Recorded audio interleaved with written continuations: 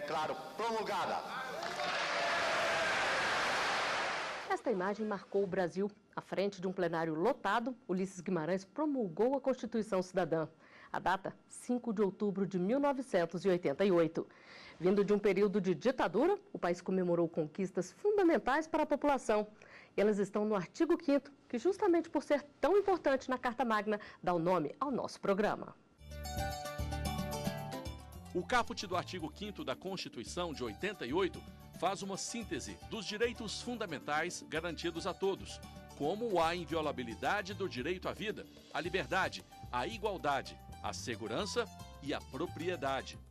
29 anos depois, como o país vê sua Constituição? O que se pensava naquela época foi alcançado? O que avançou e o que ainda precisa mudar? Sobre isso, eu converso agora com a constitucionalista Cristine Petter, que também é professora de Direito Constitucional, e com o advogado Saul Tourinho, que também é professor de Direito Constitucional. Muito obrigada por aceitarem o nosso convite. Um prazer. Bom, gostaria de começar perguntando para vocês. A Constituição está completando 29 anos. O que mais avançou nesse tempo de lá para cá? Foram mesmo as garantias dos direitos fundamentais que estavam ameaçados naquela época? Doutora Cristine. A Constituição de 1988 foi um marco não apenas na história brasileira, mas principalmente para o direito brasileiro. E o direito constitucional foi o que mais avançou no pós-período de ditadura militar em relação ao que se vivia antes. Por quê? A nossa doutrina, a nossa teoria, tudo que era estudado tinha um filtro muito intenso provocado pelo período de exceção democrática. Então, acredito que dentre os múltiplos ganhos ou múltiplos avanços que a Constituição de 88 trouxe, sem dúvida alguma, o estudo, o aprofundamento, o interesse pela teoria da Constituição, pelo direito constitucional, pelas formatações metodológicas e teóricas que isso implica, foi um grande avanço que merece ser comemorado e pontuado aqui nesse aniversário de 29 anos. Na visão do senhor, doutor Saul? É uma Constituição que traz uma exuberância em direitos fundamentais, uma exuberância em liberdades, uma exuberância em colocar o humanismo, compromissos sociais, compromisso com o outro, como centro de um tipo de povo que a gente decidiu ser. Então, eu acho que a Constituição de 88, de fato, ela influencia profundamente as nossas gerações e as gerações seguintes. E acho que esse é um caminho sem volta. Bom, mas como nasceu esta Constituição, que é conhecida como a Constituição Cidadã? Ela foi fruto de anseios dos mais diversos segmentos da sociedade e tem muita discussão no Congresso. Foi costurada pelas mãos de 599 parlamentares, entre deputados e senadores, que formavam a Assembleia Nacional Constituinte. A democracia é o melhor regime que tem. E, portanto, a reconquista de direitos democráticos fazia parte da sociedade brasileira, da ânsia do povo brasileiro por poder exercer os seus direitos, como acontece em qualquer lugar do planeta.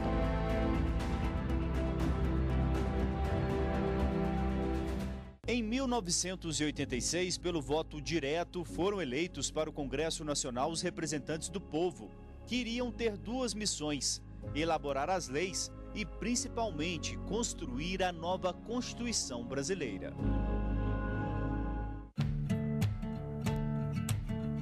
Após a eleição dos integrantes, a Constituinte foi instalada pelo então presidente do Supremo Tribunal Federal, ministro José Carlos Moreira Alves, em 1º de fevereiro de 1987. Senhores constituintes, instala-se hoje a Assembleia Nacional Constituinte.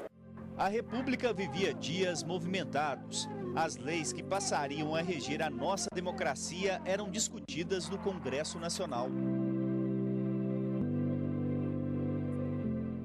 Nós tivemos essa Constituinte, realmente com muitos debates, um Congresso tomado por pessoas das mais diversas origens, né?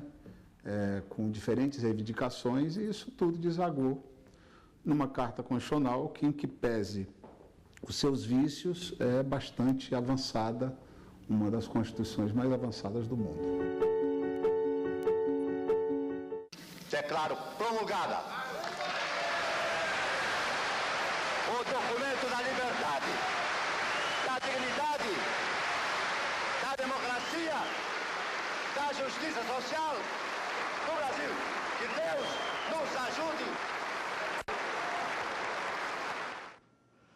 Doutora Cristine, vou refazer aqui uma pergunta que eu fiz antes de apresentar vocês.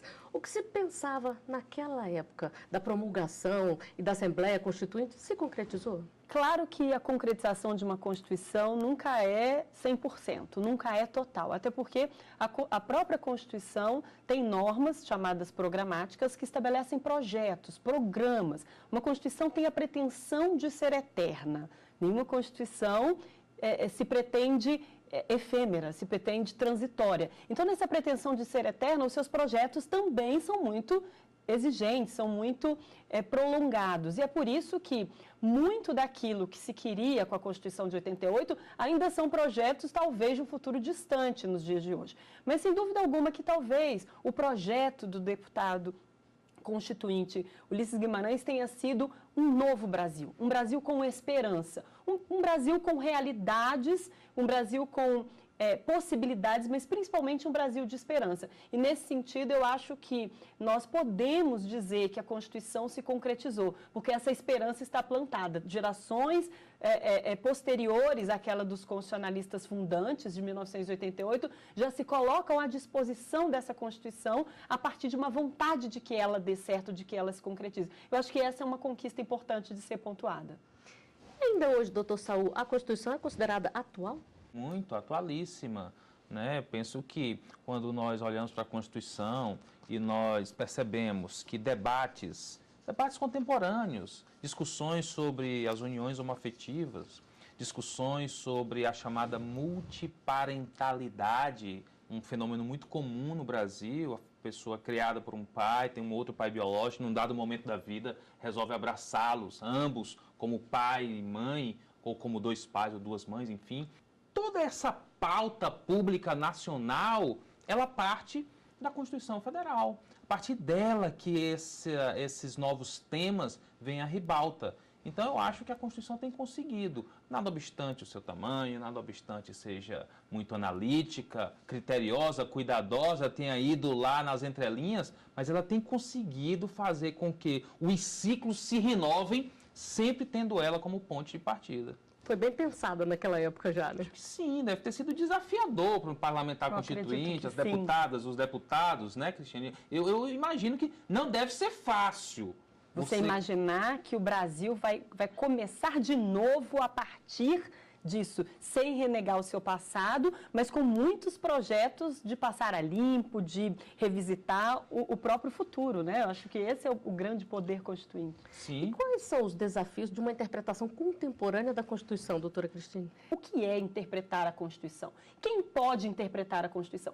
Acho que um dos maiores desafios da interpretação constitucional contemporânea é lidar com uma linguagem que tem que ser, de um lado, técnica, própria da teoria e da filosofia do direito constitucional contemporâneo, mas também uma linguagem acessível, que possa chegar ao povo brasileiro, à população brasileira, de uma forma inteligível. Então, eu acho que os maiores desafios da interpretação constitucional é conciliar todo o avanço, todo o progresso, toda a medida de aprofundamento e verticalização que a teoria do direito constitucional oferece ao intérprete, mas também traduzir isso para a população não versada em direito constitucional, não estudiosa das academias. Então, acho que, se eu pudesse sintetizar, o desafio é essa dupla linguagem. Não deixarmos de lado os avanços da teoria constitucional e da teoria da interpretação, daquilo que a hermenêutica constitucional nos traz no plano técnico, mas colocar também essas decisões no plano da realidade social, no plano da chamada realidade constitucional.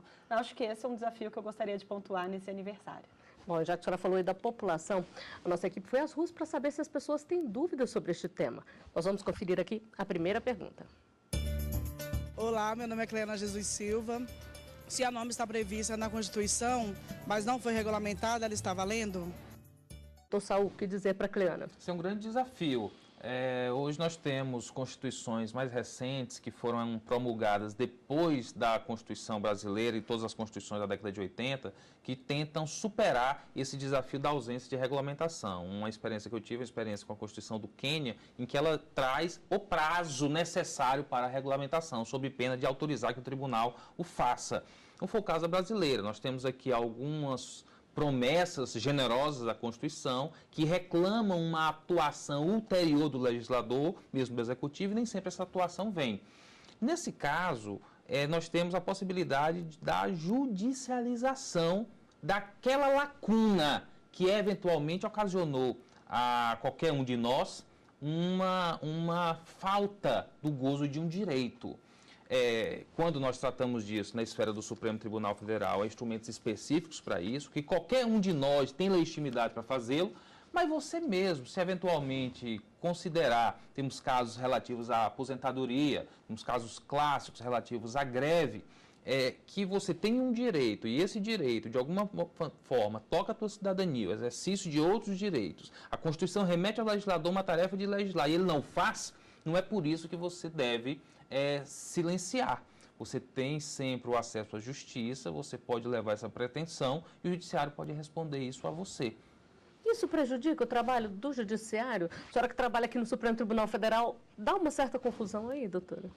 Na verdade, a judicialização é, sem dúvida alguma, uma resposta da sociedade à crença que a própria Constituição colocou nela mesma. Então, a partir do momento que a vontade de que a Constituição possa ser o elemento propulsor de mudanças sociais, saindo de um regime de exceção democrática para um regime de democracia plena, a partir do momento que essa Constituição traz promessas generosas e que, obviamente, não seriam cumpridas com facilidade, sem tensões, com facilidades de acesso aos bens escassos da sociedade, ela mesma propõe um desafio ao judiciário. Sem dúvida alguma que a judicialização de questões especificamente que envolvem recursos, que envolvem ações positivas, que envolvem muitas vezes políticas públicas que são complexas e muito complicadas de serem implementadas, é muito importante que o judiciário assuma esse desafio como tarefa própria. Então,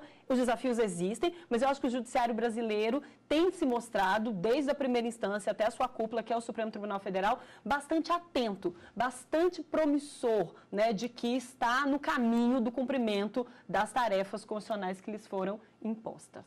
O artigo 5º faz um rápido intervalo. Aguarde aí.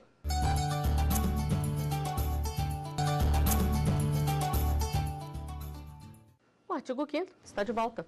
Hoje a gente conversa sobre os avanços da Constituição Federal, promulgada em 5 de outubro de 88. Quem está aqui comigo falando sobre esses 29 anos da Carta Magna é o advogado Saul Tourinho, que é professor de Direito Constitucional, e também a constitucionalista Cristine Petter, que também é professora de Direito Constitucional. Bom, como eu estou aqui com 2 constitucionalistas, eu não posso deixar de perguntar. Vocês já adiantaram um pouquinho aqui que a Constituição, além de ser um marco para a população de uma forma geral, foi também um marco para o direito constitucional. Mais profissionais passaram a se interessar por essa área, doutora Cristine? Sem dúvida alguma. A promulgação de uma Constituição no ambiente democrático é o terreno mais fértil para o estudo, a pesquisa e a extensão de direito constitucional. Antes da Constituição, a época era uma época de um direito constitucional autocontido, um direito constitucional retraído. E, para usar a expressão que o Saul usou, a Constituição trouxe uma exuberância para o direito constitucional. Então, sem dúvida alguma, as pesquisas, os estudos, o interesse pelo direito constitucional passou a ser infinitamente maior do que era antes da Constituição de 88. É uma área que requer muito estudos, né, doutor Saul? Sim, muito estudo, mas também, por outro lado, Flávia, é uma área que desperta muito sentimento, e isso é muito fácil para você conseguir ter um sentimento, um apoio por parte da população. Quando você abre a Constituição e ela fala sobre justiça, ela fala sobre assistir aos desamparados, ela fala sobre dignidade. Então, ela estabelece uma forma de se comunicar tão humana, tão tocante, que ainda aquele que não é dado ao estudo aprofundado, técnico, acadêmico de uma Constituição, ele certamente se identifica, porque ele percebe que um documento que deve ser respeitado e que fala em justiça, que fala em qualidade de vida, que fala em dignidade, que fala em respeito, que fala que traz comandos de deferência aos que mais precisam, que fala em educação, que fala em saúde, que fala do SUS. Então, é um documento que é dele também. Bom, nós temos mais uma pergunta feita nas ruas para ser respondida pelos nossos convidados. Pode rodar aqui. Olá, eu sou Maria Rosa Araújo e eu queria saber se alguma lei pode ter valor igual ou maior do que o da Constituição. Doutor Saul. Olha, a Constituição, ela é chamada muitas vezes de lei das leis, ou de carta maior, ou de carta magna. Elementos ou designações que remetem à ocupação por parte da Constituição do ápice. Então, a ideia, por definição, de um Estado constitucional pressupõe uma concordância de todo o ordenamento jurídico a esse texto mãe, a esse texto mater, que é a Constituição Federal. Então, as leis não é que elas merecem menos respeito, nem menos consideração. Todas as leis estão aí para serem cumpridas. Todas as leis, elas têm números. Lei número 5, lei número 20, lei número 2302. A Constituição é a única que não tem número nenhum, porque ela é a primeira, ela é a fonte a partir da qual todas as outras leis passam a vigorar. Então, de alguma maneira, respondendo diretamente, a Constituição é a lei das leis e todas as demais leis devem, com ela, guardar respeito, sintonia e harmonia, sob pena de serem declaradas inconstitucionais. E no caso dos tratados internacionais, doutora Cristine, como é que funciona? No plano internacional, as constituições têm que conviver entre si. E não apenas as constituições têm que conviver entre si, como outras normas derivadas dessas relações internacionais também têm que conviver com as constituições dentro de cada país. Os tratados internacionais, eles são normas que são reguladas no âmbito dessa internacionalização e que ingressam no ordenamento jurídico nacional, nesse modelo de Estado de Direito do Estado-nação, através de procedimentos que os próprios Estados estabelecem para acolher, para receber essa Constituição. Na nossa Constituição, os tratados podem ser recepcionados, inclusive, com status de norma constitucional, se tratarem de direitos humanos e forem aprovados no mesmo processo legislativo de emenda. É pouco ainda para aqueles que são empolgados e entusiasmados com o direito internacional, porque nós queríamos que todos os tratados, aqueles que foram objeto de debate internacional, que levaram o apoio de uma infinidade de Estados-nações, pudessem ingressar no nosso país para serem vetores, assim como a Constituição é vetor para as demais normas. Mas ainda não é a realidade jurídico-positiva da nossa Constituição. Mas eu sou empolgada, Saul, pelo seguinte: se já estamos no plano da pluriafetividade, inclusive da pluri ou multiparentalidade, talvez nessa linguagem as constituições também possam vir no momento futuro, ou no momento, daqui a pouco, a acolher esses tratados internacionais, acolhendo-os a partir de um status constitucional, Bom, nós temos uma última pergunta feita por um telespectador que ficou curioso em relação à Constituição. Vamos a ela. Olá, eu sou Marco Polo Rosa e gostaria de saber se existe um limite para as emendas constitucionais. Doutora Cristine? Não existe um limite numérico. As constituições, ao longo da sua vida, podem ser modificadas quantas vezes forem as manifestações legítimas, procedimentalmente adequadas do poder constituinte derivado reformador.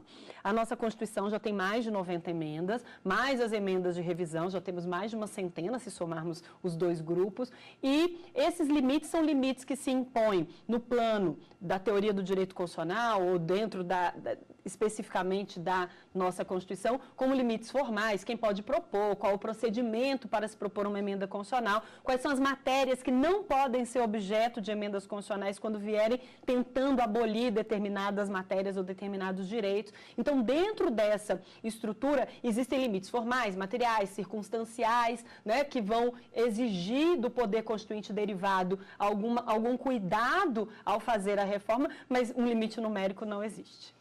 Então, doutor Saltaurinha, ela falou aqui de matérias que não podem ser deliberadas através de emendas. Seriam as cláusulas pétreas? Isso. E cláusulas pétreas, de alguma forma, elas só têm um conceito vivo em democracias, em modelos que respeitam um catálogo mínimo contra o qual as maiorias jamais podem marchar contra. Se você não está no modelo democrático, as maiorias podem tudo. podem fazer o que quiserem. No modelo democrático, não. Aqui as maiorias podem tudo, contanto que preservem um núcleo essencial contra o qual elas jamais podem marchar contra, que são essas chamadas cláusulas pétreas. E um ponto importante sobre emendas, especialmente, é que nada obstante nós tenhamos, até onde eu contei, de lá para cá pode ter mudado, estávamos em 95 emendas. Então, nada obstante nós tenhamos 95 emendas, e soa muito quando você fala, puxa vida, então já estaremos com 100 emendas à Constituição. No artigo 5º, que é onde está a essência das nossas liberdades, a essência dos nossos direitos, aquela parte, aquele núcleo duro da Constituição, não há emendas. Então, você tem emendas voltadas para a criação de órgãos, você tem emendas dedicadas ao serviço público, você tem emendas que acrescentam direitos sociais, mas aquele núcleo duro da Constituição, ele se mantém imaculado. Então, isso daí eu acho muito positivo. Bom, e como a população vê a nossa Constituição? Será que as pessoas conseguem identificar no dia a dia os efeitos da Carta Magna para o país? É o que nós vamos saber agora. Pode rodar. É onde a gente sabe os nossos direitos e deveres, né? Acho que é uma coisa muito importante pelo fato da gente saber até onde a gente pode cobrar e até onde a gente pode ser cobrado. É a nossa Carta Magna, né? Onde estão as nossas leis, os parâmetros que a gente como sociedade tem que estar seguindo. Né? A Constituição é a Carta Magna, onde nela temos todos os requisitos e esclarecimentos para que os nossos políticos possam cumprir e honrá-la. Ela normatiza, na verdade, tudo, né? E, na minha opinião, é importante para a gente ter, pelo menos, um caminho a ser trilhado. O governo tinha que colocar o estudo da Constituição nas escolas, para nós, como na hora de votar, sabemos o certo e o errado, porque tem muita coisa que a gente não sabe. E hoje a população perece por falta de conhecimento. É isso mesmo, doutora Cristine. É importante já ensinar desde pequeno ali na escola sobre a Constituição. Pois é, eu sou inclusive suspeita em relação a esse tema, porque tem um projeto acadêmico sobre exatamente este ponto de vista. A Constituição vai à escola. O que seria esse ponto de vista? A Constituição ensinada para crianças, para adolescentes, para jovens que ainda não escolheram suas profissões, ela se torna um elemento cultural da população. E, de acordo com autores, né, famosos e consagrados no direito constitucional, como um dos exemplos é o professor alemão Peter Hebel, a Constituição precisa dessa pedagogia, dessa andragogia constitucional, para que ela possa realmente ser vivenciada pelas pessoas. Porque se todo aquele que vive a Constituição se torna ou se considera um seu legítimo intérprete, a Constituição passa a ser um elemento não apenas do mundo jurídico, do mundo das normas e das leis, mas um elemento cultural. As pessoas passam a ter afeição, a sentir-se, né, refletido naquelas normas constitucionais. Então, a minha opinião é de que, efetivamente, o nosso Congresso Nacional anda bem quando já tem em debate alguns projetos de lei para tornar obrigatório o ensino da Constituição como uma disciplina transversal ou como uma disciplina específica da grade optativa. Não sei como eles vão operacionalizar ou tornar isso uma política pública, mas só a intenção e o debate de trazer a Constituição para além dos ambientes estritamente jurídicos, estritamente normativos, eu acho que vai dar um ganho de qualidade na própria ideia de interpretação e na própria ideia de concretização constitucional. Pois é, doutor Saúl, dentro do que a gente está falando aqui, uma das entrevistadas falou que é importante conhecer a Constituição para saber do que ela pode ser cobrada e o que ela pode cobrar. É isso mesmo? Isso, porque a Constituição, ela traz ela propicia uma ligação muito forte entre o cidadão, a cidadã e as autoridades. Então, numa consulta da Constituição, você vai saber que você tem direito à publicidade, que você tem direito à transparência, que você tem direito a ter um tratamento que não pode ser um tratamento pessoal, no sentido de sofrer preconceitos ou passar à frente dos outros por privilégios. Então, há uma forma, um estabelecimento de um contato direto com as autoridades e, consequentemente, quando você passa a ter consciência, você se informa a respeito dos direitos que você possui, você imediatamente sente um poder muito grande. E isso daí é elemento intrínseco de um conceito maior de cidadania. Bom, teria muito mais para a gente conversar aqui, que o tema é maravilhoso para a gente discutir, mas infelizmente o nosso tempo acabou. Doutor Saul, doutora Cristina, eu agradeço muito a presença de vocês aqui conosco. Nós agradecemos. Agradeço, foi um extraordinário momento para refletir sobre os 29 anos da nossa Constituição. E eu agradeço também a você que acompanhou a nossa conversa. Participe enviando uma sugestão de tema para artigo5@stf.jus.br. Você também pode rever os nossos programas, é só acessar tvjustiça.jus.br. Até o nosso próximo encontro, aqui tem Cidadania.